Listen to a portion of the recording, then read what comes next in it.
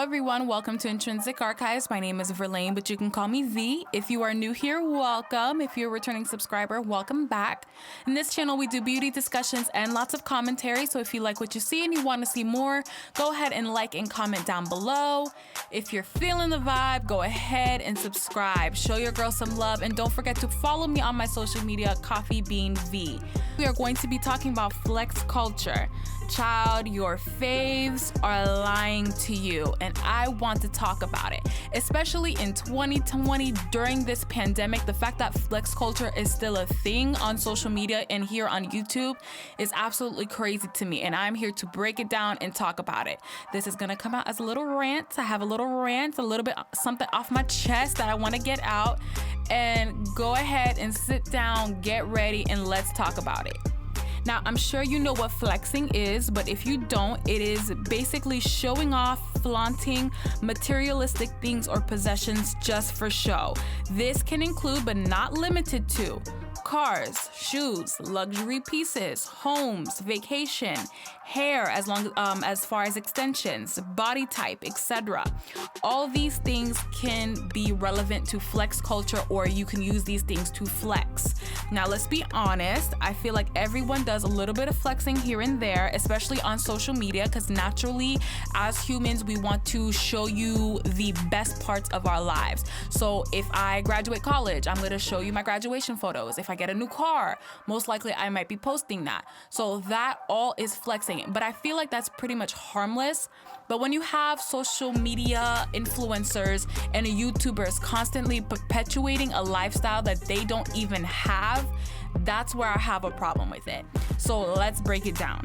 For example, I am sick and tired of seeing influencers going on vacation every single week, taking pictures just to seem like they are living their best life, but in reality, they're most likely in debt. I'm talking about 1 week is Bali, next is Japan, and then sis is now on the French Riviera eating a croissant and sipping her wine. And I'm sick and tired of it. Style is not indicative to possession. You can still shop at Rainbow and still look fly. You don't have to have long nails to be luxurious and getting them done every single week to look luxurious.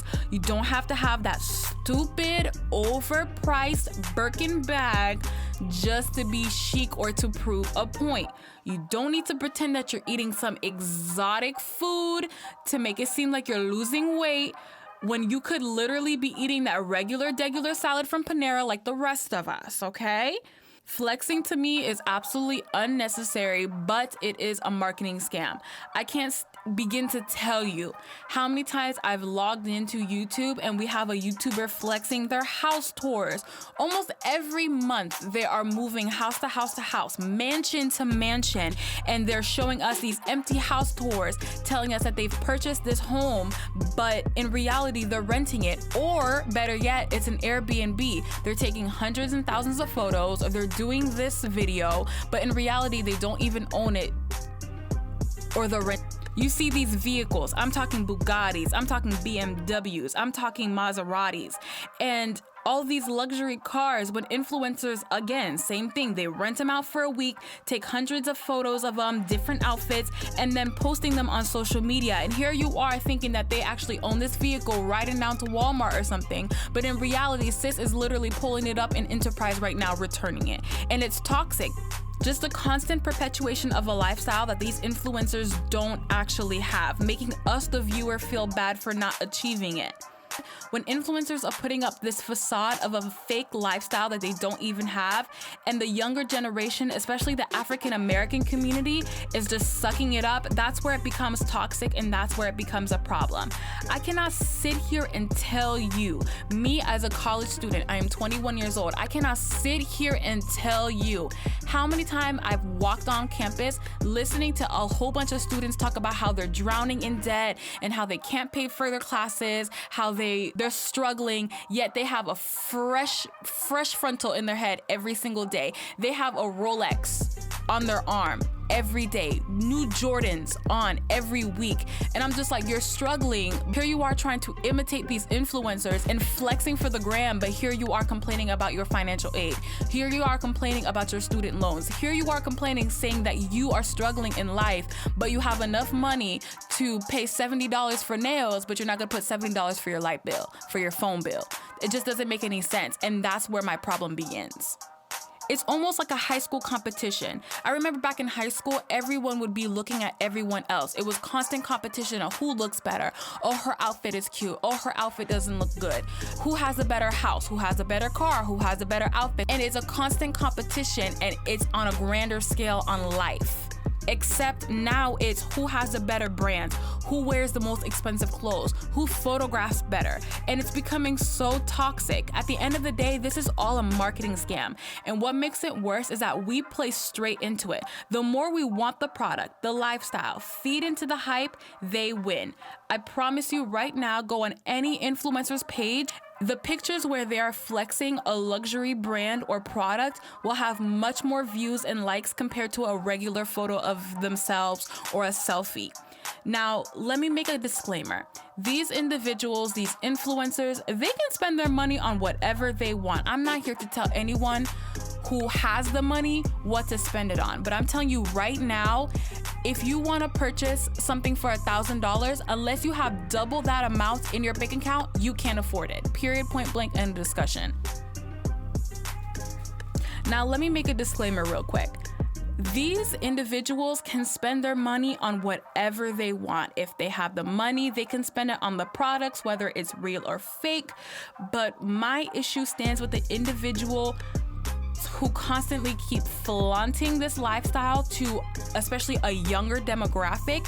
And I have issues with us regular folk who cannot get our priorities straight. The second they get a little bit of cash in their hands, they immediately start spending it on useless stuff just to be able to flex on the gram. And what makes it worse is that influencers are literally normalizing this type of spending. Even beauty influencers, they make it seem okay spending $132 on an eyeshadow palette is excusable. And I'm sitting here watching a video the other day, especially now that Christmas is coming around, and this particular influencer was talking about a particular fashion brand, but the palette was $132, and she literally was like, yeah, it's not even that bad if you're willing to splurge. I'm like, splurge? $132? That's a phone bill. Do you not have bills, ma'am? Again, someone once told me, if you can't afford it twice, you can't afford it at all. And I live by those words. But child, at this point, no one's paying attention. No one has their priorities straight, especially for this younger generation who needs to understand about money, who needs to understand how to prioritize their time, who needs to understand how to budget. Because especially now that this pandemic has hit and everyone is losing their jobs, and it made you realize how financially unstable you are. And the fact that they're still finding ways to purchase these extremely expensive things, especially for the holidays, really makes me sit back and wonder, like, wow, like you guys are still not getting the point. Both influencers and regular viewers. At the end of the day, I'm just tired of it. I'm tired of seeing influencers constantly perpetuating a lifestyle that they don't even have, showing us materialistic things that they don't even have. It's either a sponsored product or the product is fake. And I'm tired of regular viewers who don't have the money, don't have the time, who are definitely struggling, especially the younger generation, especially in my age bracket, who are struggling broke college kids, still finding ways to not save, following these influencer trends, purchasing the most expensive Louis Vuitton, Birkin bags, Chanel, and still justifying it just for the gram. It's toxic, and it's literally going to hurt you in the end.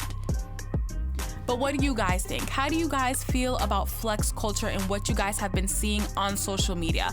Like I said before, I thought with the pandemic things would change because, like I said before, a lot of people did lose their jobs, did lose their homes, their businesses due to the fact that they couldn't work. But it doesn't seem like influencers are quite paying attention to that. They're not reading the room.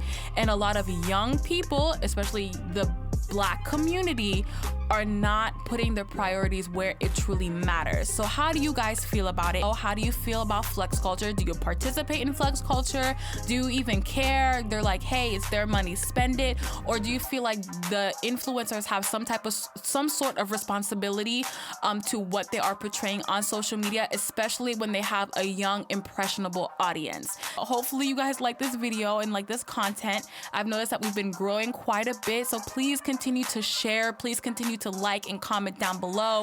It definitely helps your girl out, and we are finally getting a consistent posting schedule.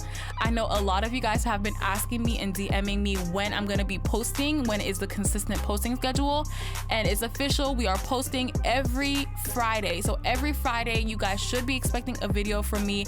If not, y'all can murder me down below in the comment section. So go ahead and put your thoughts in there, and I'm so thankful and I'm so glad you guys are here, and hopefully I'll see you in my next video. Love you guys so much. Bye.